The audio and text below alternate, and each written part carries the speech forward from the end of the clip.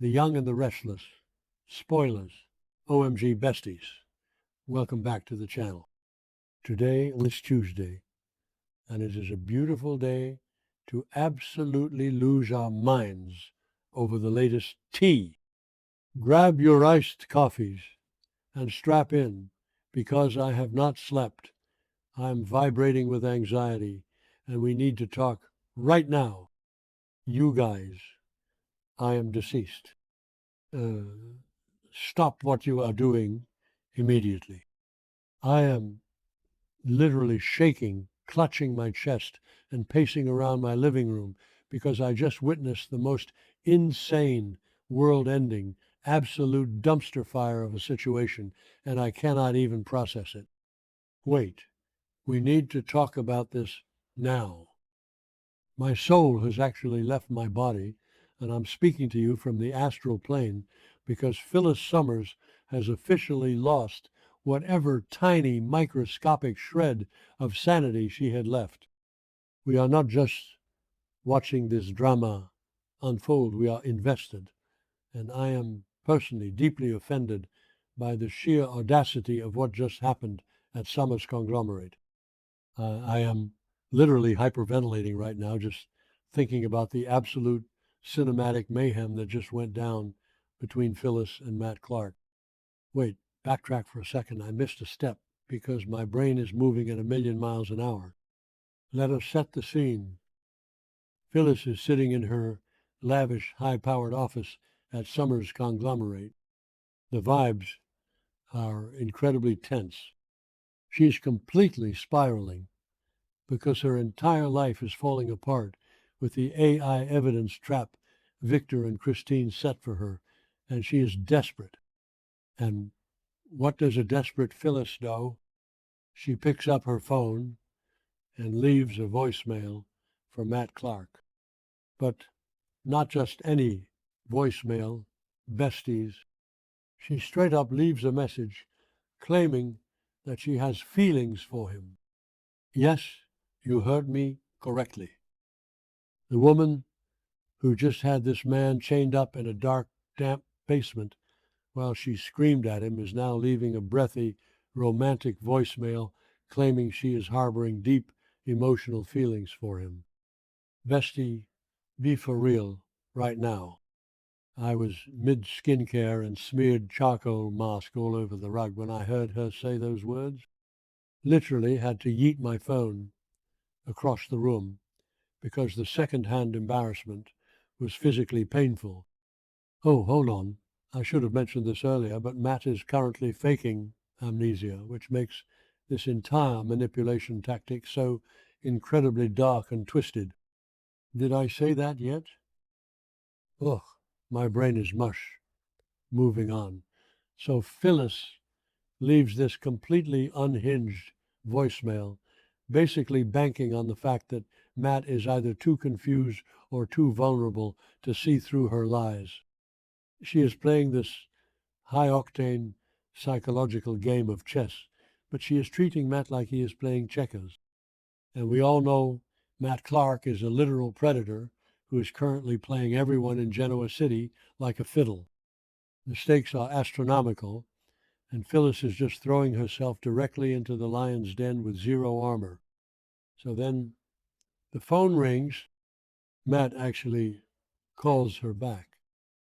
I am genuinely sweating, just remembering the sound of her ringtone echoing in that massive office. Matt is on the other line, and his voice is so chillingly calm. He questions her, asking if she genuinely means what she said in that voicemail. And Phyllis, who is officially on my do not perceive list because I am so done with her delusions, doubles down. She insists that, yes, she has real feelings for him, and she begs, literally pleads for him to come to her office so she can explain everything in person. She is laying the trap, or at least she thinks she is laying the trap, completely unaware that she is just inviting the Grim Reaper in for coffee. Wait, I'm glitching, okay? Back to the main event. Because I just remembered the weirdest background noise during that phone call scene like this low humming air conditioner sound that just made the whole thing feel so eerie and isolated, like a horror movie right before the jump scare. Anyway, snapping back to the tea, Matt agrees to come over. The tension is so thick you could cut it with a chainsaw. When the elevator doors open and Matt walks into the Summers conglomerate office, the cinematic drama is a 10 out of 10.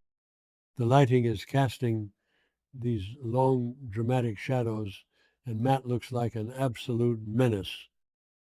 He walks in, and Phyllis goes into full-blown performance mode. She looks him dead in the eyes and actually admits that knocking him out and tying him up in that basement was an impulsive move. But then, and don't even get me started on the vibes here, she tries to spin it like she was doing it for his own good. She straight up tells this man that she could not let him leave because he was too vulnerable in his amnesiac state, and she had to protect him. Protect him by tying him to a pipe in a dungeon? I am screaming into a pillow right now. She is gaslighting him with the most absurd, logic-defying excuse in the high history of human communication. She is trying to paint herself as this tragic, misunderstood savior who only committed a violent felony out of sheer, overwhelming affection. And then, as if that wasn't enough to make my brain completely short-circuit, she decides to throw Patty Williams under the bus. She looks at Matt and blames Patty for everything.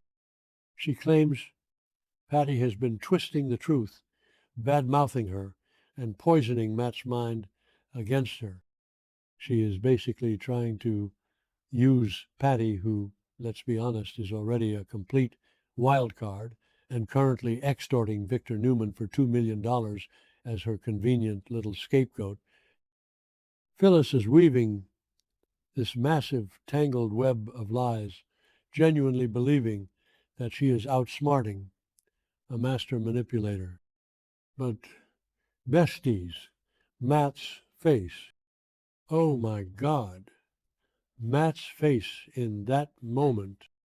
You could actually see the mask slip. You could see the exact millisecond where his fake amnesia persona dropped and the cold, calculating, psychopathic reality of who he really is bled through his eyes. He knows she is lying.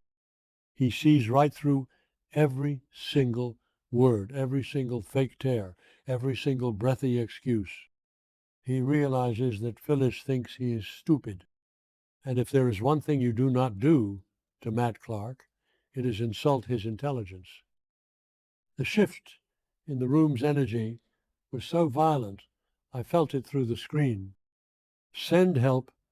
My soul has actually left my body. Matt is absolutely furious. He is not just mad. He is radiating this quiet, lethal rage that is genuinely terrifying to witness. He realizes that everything she just said is a complete and utter fabrication. She doesn't have feelings for him. She didn't tie him up to protect him. She is just a desperate, cornered animal trying to use him as a pawn in her war against Victor Newman. And Matt decides right then and there that he is going to punish her. He is going to make her pay dearly for thinking she could play him. The tables turned so fast I got whiplash. Matt lunges.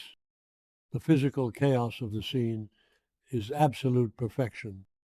He overpowers her in seconds, right there in her own pristine corporate office. He grabs whatever he can find. I think it was some cords or ties from the office, and he physically restrains her. He ties Phyllis Summers up in her own domain. The irony is so thick, I am choking on it. She thought she was the predator luring the confused prey into her trap, and in the blink of an eye, she is the one bound and helpless. I'm calling it right now. The villain arc is about to go nuclear. Matt stands over her, looking down at the woman who thought she could outsmart him, and he begins to threaten her. The things he says, the dark, menacing promises he makes about what he is going to do to her now, that he has her exactly where he wants her. It is the most intense, heart-pounding television I have ever consumed. He is in complete control, and Phyllis is left staring up at the monster she foolishly invited into her inner sanctum, realizing too late that she has made the most fatal miscalculation of her entire life. Manifesting a total dumpster fire by the next update, because there is no way Phyllis is getting out of this without massive catastrophic collateral damage. She is tied up, she is terrified, and she is entirely at the mercy of a man who has absolutely none. I am physically vibrating from the sheer audacity of this entire saga. My grip on reality is slipping. This storyline is now my entire personality, and I am not okay. We are officially in the end game of this plot, and I need everyone in the comments to validate my panic, because I cannot carry this emotional burden alone.